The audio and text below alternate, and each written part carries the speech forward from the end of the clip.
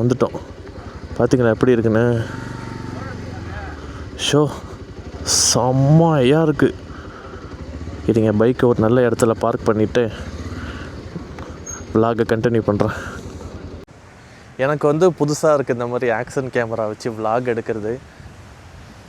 நான் வந்து நினச்சிருக்கேன் எப்படி விலாக் எடுக்கிறது, பப்ளிக் பிளேஸில் ஒரே ஷையாக ஃபீல் ஆகும் அப்படிங்கிற மாதிரி நினச்சிருக்கேன். ஸோ இப்போ வந்து இந்த இடத்துல அவ்வளோவா யாருமே இல்லை, விலாக் எடுக்கிறதுக்கு ஓகேங்கிற மாதிரி தான் இருக்குது.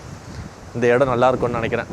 ஷோ செம்மையாக இருக்குது. அங்கே போய் பார்த்தோம்னா பைக்கை எடுத்துகிட்டு கூட வரலாம் இந்த பக்கம். நான் பைக்கை அங்கேயே நிறுத்திட்டேன்.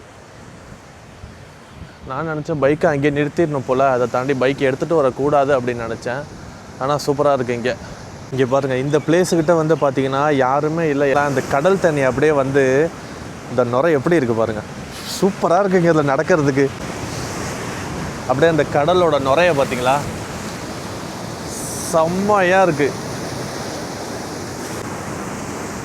ஆக்சுவலாக இங்கெல்லாம் புயல் எச்சரிக்கை விட்டுருக்காங்களா என்னன்னு தெரியல. இங்கெல்லாம் வந்து ஒரே கடல் சீற்றமாக தான் இருக்குது, பார்த்திங்கனாவே தெரியும்.